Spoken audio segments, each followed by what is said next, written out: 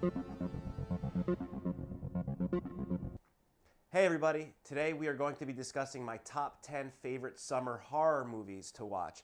Now I don't watch a lot of horror movies in the summertime because I usually save them for October. As I've stated multiple times, I'm a seasonal movie watcher. So this is the list I could come up with, and let's begin. Number 10, Wrong Turn.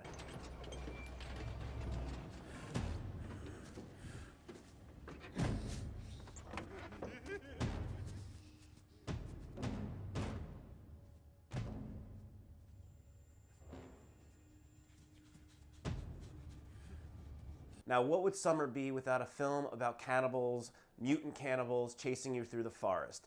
Now, this movie isn't a perfect movie. It's not even widely considered a great movie. But you have Stan Winston doing practical effects. You have a good cast from Eliza Dushku to Jeremy Sisto to Emmanuel Cherokee. Forgive me, I may be butchering these names, but you know the faces. It has a solid leading man in Desmond Harrington. The director was pretty much an unknown person, still is somewhat. But this film does have raw moments into it. There's something about the horror aspect of this movie, about the hot summer, hot Appalachia, with these three inbred mutants who seem to be very crafty, very smart, very strong, each with their own skill set, hunting people through the forest. Sweetheart, baby, seriously, this isn't funny.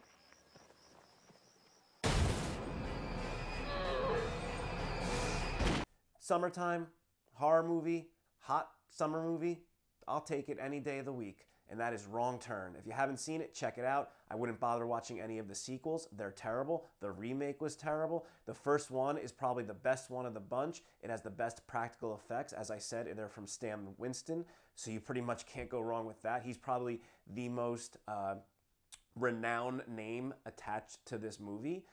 It's a short film. The pace is pretty good and has very iconic moments. So go check out Wrong Turn. They took her. Come on, we gotta go. Just calm down. We gotta move. You one of them folks who called me from the fire tower? I've been looking all over for you. Please shut up and listen. People are dead. Dead? What people? Number 9, Poltergeist.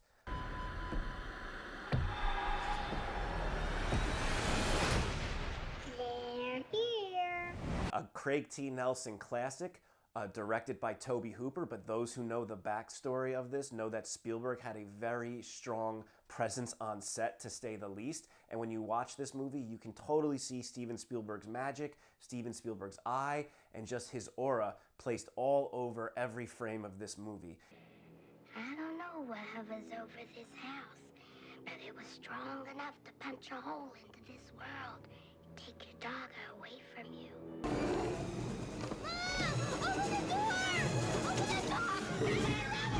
It's got an amazing cast, as I said, Craig T. Nelson, Zelda Rubinstein, Jo Beth Williams, and the list goes on, from to the main characters to the side characters. They're all interesting and they all sell this movie greatly. It's basically a haunted house movie that takes place in a normal suburban house. Are you happy here? Yes, I am, Now, sir. forgive me for asking you all these questions, but we don't want to lose the best rep we've ever had to the flu or other opportunities. It's a really good movie. It's not just a movie I watch for nostalgic reasons or reasons because if it's summer. It just happens to take place in the summertime in a warm climate, and it gives off a nice vibe when it comes to that. You have the family dynamics, the brother and the sister, the breakfast scenes, just the family scenes. They really, like in classic Spielberg movies, even though he's not attached as director to this, because I think he had previous engagements with E.T., so there were some contractual issues as to why he couldn't direct this. And I always felt bad for Tobe Hooper when it came to this movie, because Tobe Hooper's a really good director, and we'll get to one of his masterpieces later down on this list, but he did get overshadowed with Spielberg on set, and I wasn't there, so who knows what the dynamics are, but I still give Tobe Hooper credit for being director of this movie, even though Spielberg definitely seemed to take over the reins throughout the production.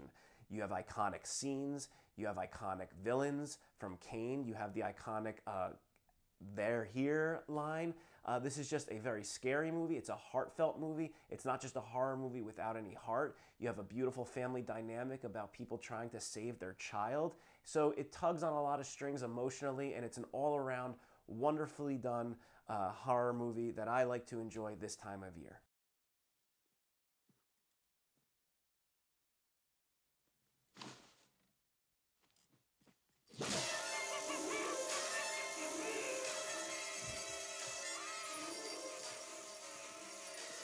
Number 8, The Descent.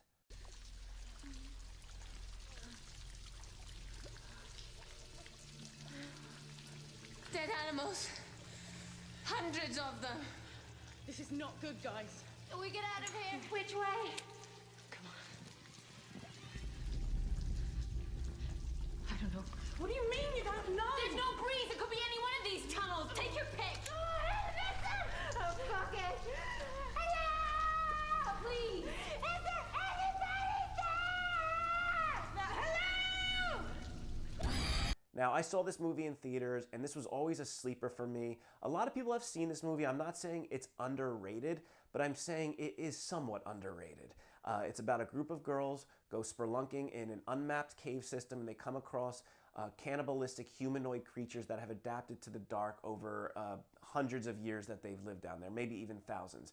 This is a well-paced movie. It's a well-shot movie. It has really scary moments, creepy character dynamics, loving character dynamics. The main character in the beginning loses her husband and loses her daughter in a horrific fashion. So we basically follow her, and this, I guess, film is a metaphor of her descent into darkness to face her fears, face what happened to her, and pull herself out and learn to live again.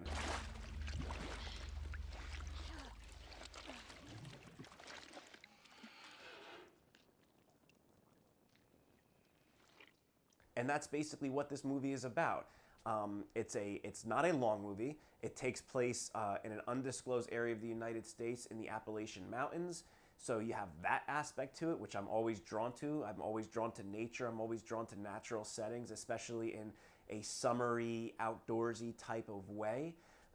The acting in this movie is really well done. The characters are interesting. And this is a film that had women leads before it became popular to have women leads. And when I say popular to have women leads, what I mean is forced popularity. There are movies throughout our past that organically have been feminist, that have organically had amazing leads in women, that have had strong women, and this is one of them. This is just how the characters were written. This is just who the characters were, and it really worked, and I cannot see this movie with men. I can only see this movie done with a strong group of female characters as it was given to us. I saw someone. I saw someone. No, you heard something and you saw what you wanted to see. It's the dark. It plays tricks on people.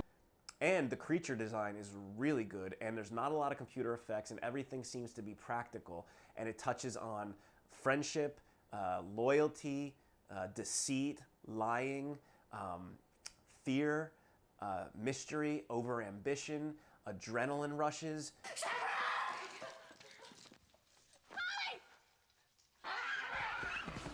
This movie also isn't just a horror movie. It touches on a lot of themes. It touches on friendship. It touches on loyalty. It touches on disloyalty. It touches on infidelity. It touches on survival, not just survival in a horrific situation, but survival in life if something terrible happens to us. And that goes back to what I was saying, is this movie being a metaphor essentially for the main character, Sarah, who has gone through hell and has to find her way out of it. Where are they? So if you haven't seen it, check out The Descent. If you're claustrophobic, I would say get ready to watch it or don't watch it at all, because this movie really captures spelunking in ways we haven't seen up until that point. Calm down. I'm coming back. Okay? Okay. Okay, move. Now! Now! This brings me to number 7. I saw this movie in theaters in the 90s. It has always stuck with me, and that is Wes Craven's Scream. Because there's no way a girl could have killed him. That is so sexist. The killer could easily be female. Basic instinct. That was an ice pick. Not exactly the same thing. Yeah, Casey and Steve were completely hollowed out. And the fact is, it takes a man to do something like that. Or a man's mentality. Now, I'm not so much a fan of the sequels. I'm not that big of a fan of the franchise. Part 2 I can dab in from time to time, maybe Part 3, but I always go back to watching Part 1. Corn syrup. Same stuff they use for pig's blood in Carrie. This movie was released in December of 1996, so it really didn't come out during the summer. So what about this movie draws me to it during the summertime, when I really relegate a lot of the horror movies I like to watch for October? I think because it takes place during summer break. It brings back memories of high school, seeing this in 1996, that time period, being in love with Nev Campbell, Jennifer Love Hewitt, that era of stars. You know, there's an iconic scene where Alice Cooper's School's Out for Summer is playing, so that might be a reason why I always go back to it. But I tend to watch this movie in May, in June, and maybe even July. It's a fun movie. It has terrifying moments. The whole opening sequence with Drew Barrymore and the way Ghostface creeps around her house and lurks always stuck with me. I know this movie was essentially a parody or more or less a light spoof on the horror genre, but Wes Craven really captured lightning in a bottle here by not only making a parody of horror movies, but making his own iconic horror movie, an iconic horror character in Ghostface with this 1996 film. It's funny, it's scary, it's got deep emotion, it has twists and turns, and that's really what set the course of the franchise going forward. But again, I always go back to Scream, 1996 original version. This is Wes Craven on the top of his game, and I will always return to this movie in the summertime. And it's one that I think will never age and that is timeless, especially the way it has embedded itself into our pop culture, which a lot of movies don't do anymore. A lot of movies just come and go, and we forget about them, but there's some in our past, and there's very few far in between now that stick with us and are culturally relevant.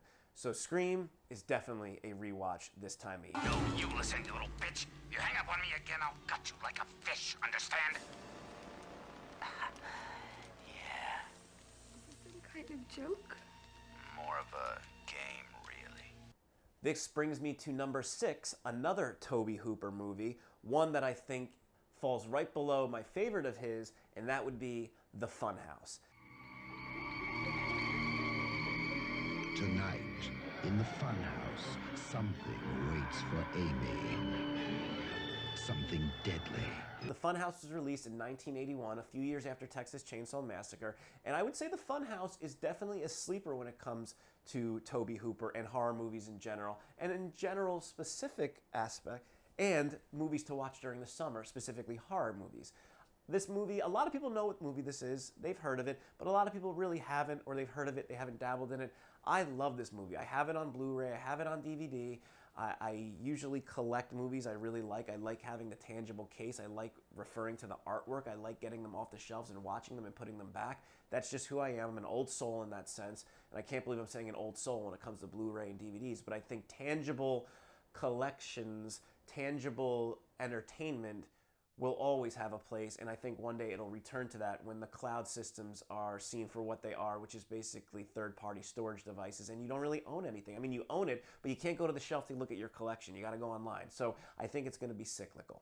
Anyways, back to The Funhouse. This movie really has an unknown cast, but they all serve their purpose. The main girl, played by Elizabeth Berridge, does a really good job. She's not a gorgeous knockout. She's a cute girl. It's sold to us. It's very realistic. And basically, there's this passing fun house or circus that's going from town to town, and her and her friends want to go to it. They want to break in. They want to spend the night in there.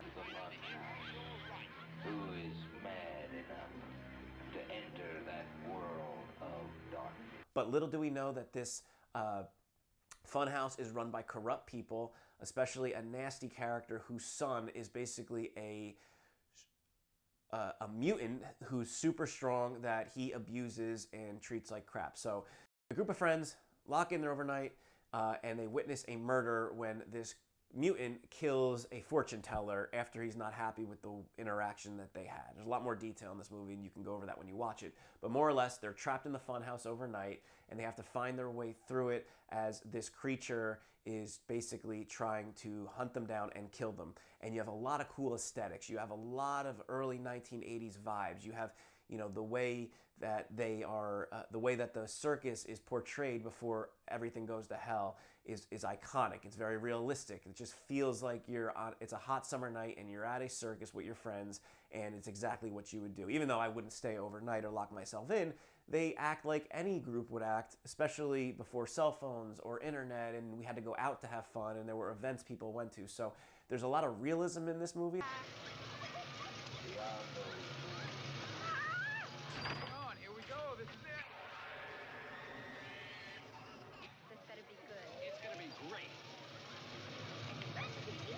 And it's creepy. It's a creepy movie. The poster's creepy. So if you haven't checked it out, I would go watch The Funhouse 1981 as soon as you can. It's great for this time of year.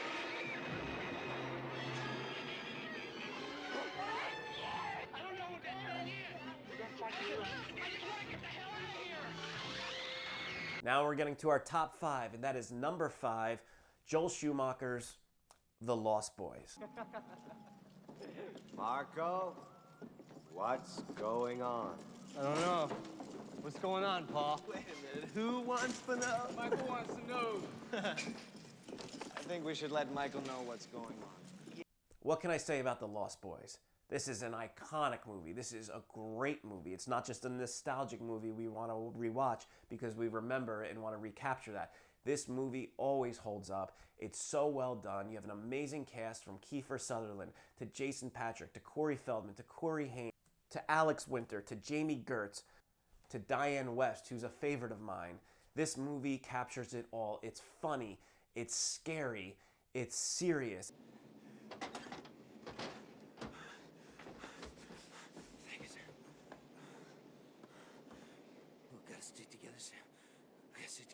It takes place in an awesome location on the California coastline in this surfer West Coast town. It has awesome colors, awesome music. I'm not the biggest Joel Schumacher fan, but if there's ever any movie that captures his style or is suited for him, it's The Lost Boys.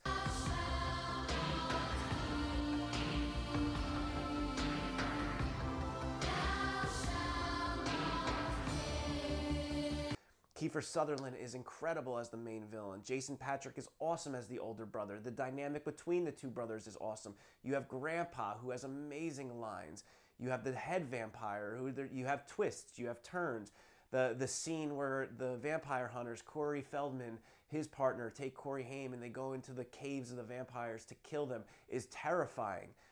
You have the scene where the vampires are recruiting Jason Patric. It goes on and on and on. The cool POV shot of the vampires flying at people.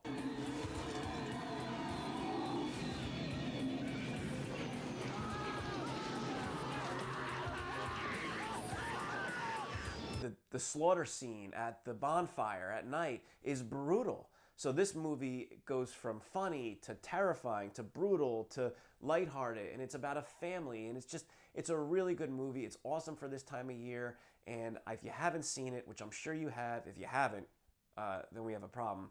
Go watch The Lost Boys. Michael, you one of us! Let go!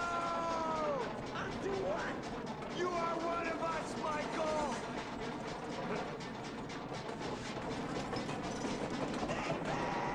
Number 4 is going to be a little controversial and maybe very controversial. This is a movie I strictly rewatch for nostalgic reasons, and I will get into that. And it's 1990's It. Hi, Ben. Daddy? You want a balloon, Ben? They float. They all float.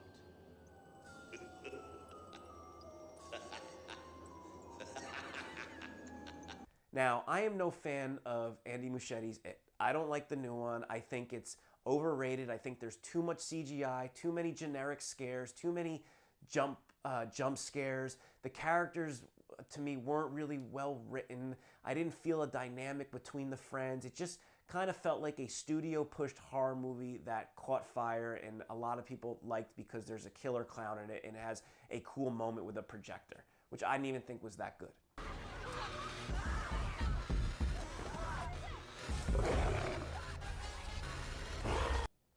The reason why I like the 1990s version, which, trust me, has its flaws, please, from beginning to end, there's a lot of flaws in this movie. But I will say, to me personally, it captures the friendship of the group, the dynamic of the group better than the new one. They just seem closer. They seem like they are kids. They act like kids. The new one, they seem like kids trying to be like adults. They were a little too crass. It was just a little bit of a dirtier film than the earlier one. And I think that's maybe because the earlier one took place in the 50s as it was written, as opposed to the new one, which was the 90s. But there's just a charm that the first movie captures. Swear to me that if it isn't dead, it will come back. Swear.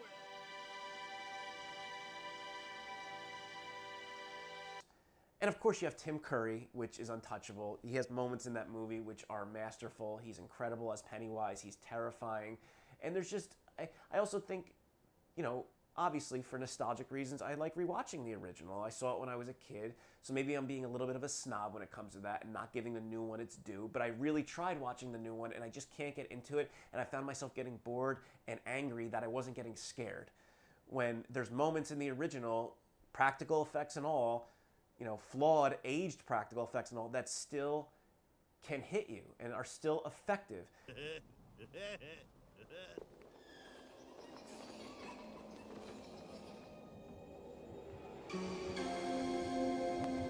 My wife and I and my family travel up to Maine often. We got married in Maine, so I do love Maine, and I like watching this movie in Maine.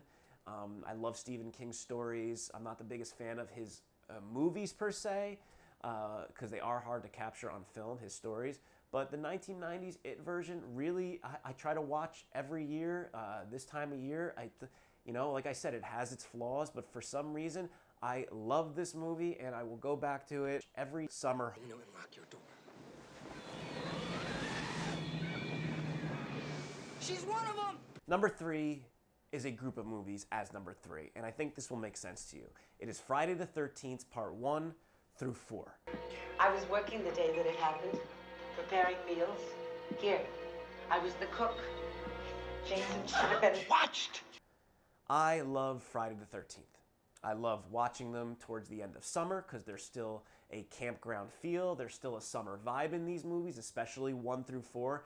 So I thought it would make sense to the audience to make 1 through 4 one selection for me because I can't differentiate them and they honestly come as one package.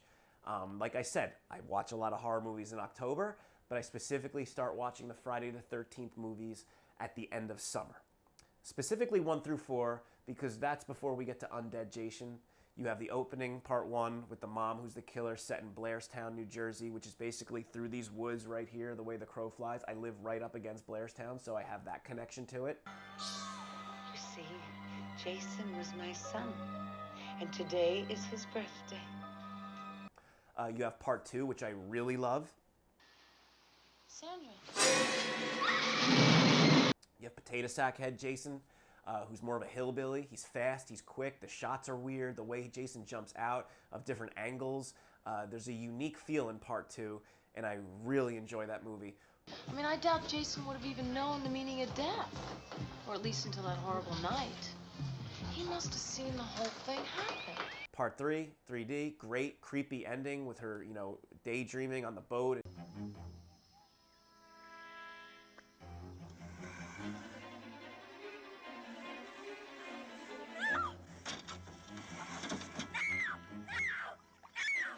Jason looking through the movie. You have a great portrayal of Jason in this movie, and that's what I like about these 4, is that they're all a little bit different, even though they have the same kind of summer vibes on them, especially in part 2 when they open up with the campfire and they're telling the stories. I think they open up with that in a couple of the films. Actually, that might have been in the beginning of part 3 and part 4. Not sure. Gonna go watch it soon. I'll get back to you. But yeah, part 3 is really good. Has great kills, great funny characters.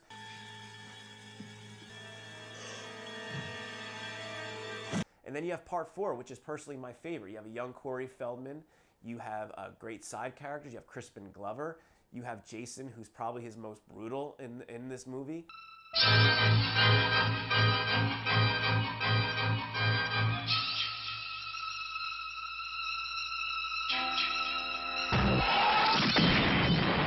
And you have a new take with Tommy Jarvis and, you know, these characters that they build up a little bit. And like I said, Friday the 13th, part 1 through 4 are all connected. They work well. It's a living Jason. It's backwoods. It's summer. Part 5 is really when we start to get into a little bit of October-y. I love part 5.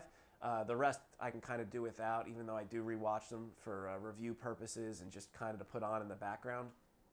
But 1 through 4 to me are the most summer. They're the most campy in this season. Campy meaning campground, not campy, even though they are somewhat campy nowadays looking back. But, you know, can you go wrong with Friday the 13th? So yes, my number 3 pick is Friday the 13th, 1 through 4.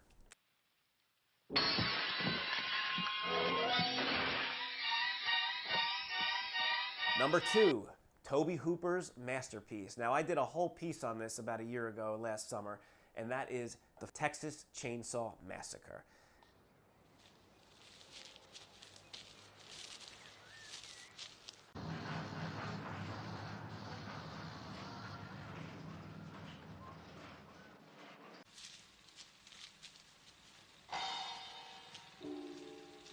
There's not much I can say about this movie. It's beautifully shot. It feels like a documentary. It's hyper realistic.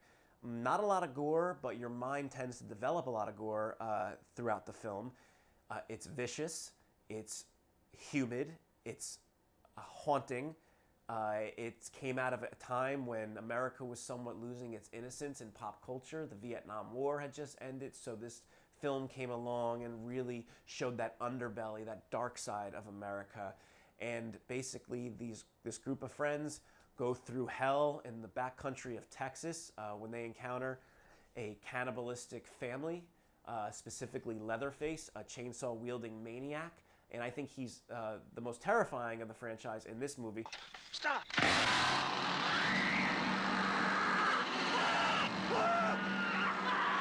The rest of the movies are kind of weird. I could do without them. Part 2, I appreciate Tobe Hooper trying to go a little bit of a comedic route, a different tone. I get what he was going for, but I tend to just always go back to Part 1. Iconic moments, beautiful cinematography. There is a beauty about this movie, even though you're dealing with such a horrific subject matter.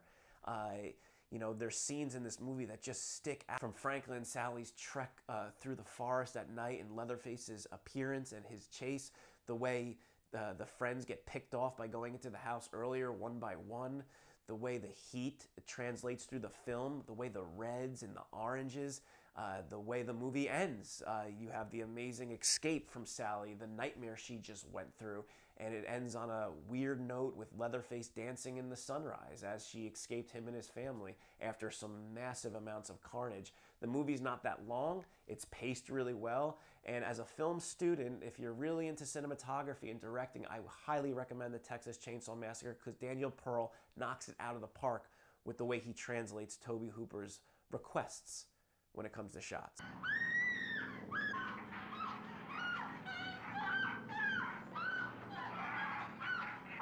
Soundtrack, the tones, the celluloid, just everything about this movie is like a 70s documentary, but it's not cheesy, it doesn't feel like exposition, it feels like a beautifully shot documentary that just captures a horrible summer afternoon and a summer night for these group of young kids.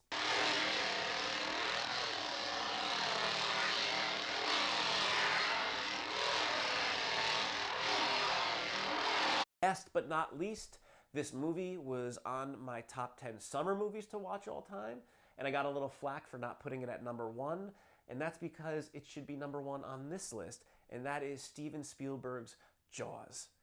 Slow ahead. I can go slow ahead. Come on down and chum some of this shit.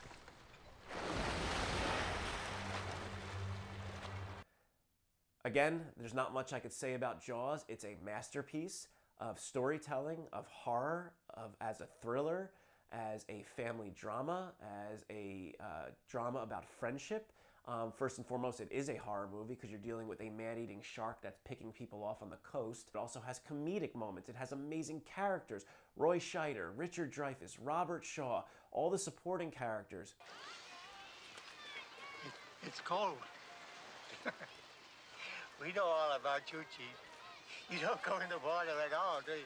This is, late 70s Spielberg before he reached, true magic peak in the 80s.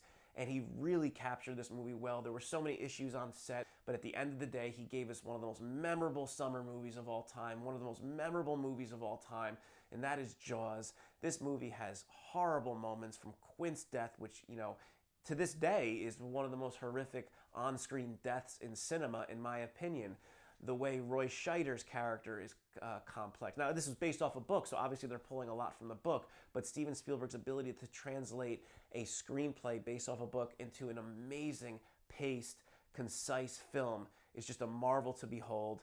And this movie is always my go-to around summertime, specifically up to 4th of July. I don't really watch it after 4th of July, and I know that's crazy because the movie does surround the 4th of July, but I tend to move on to my other summer movies post 4th of July. But this is the peak. This is the one I go to. This is an amazing movie. The way they had a robotic shark break down, the way that they utilized the fact that they couldn't use it often, and the way they showed the mystery of it. John Williams' score, the iconic doon, doon, doon, doon.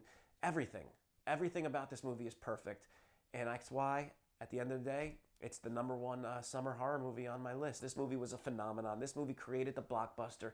This movie was instilled in pop culture. And like I said earlier, a lot of movies don't have the rewatchable factor that they do nowadays. They don't have the magic that movies used to have.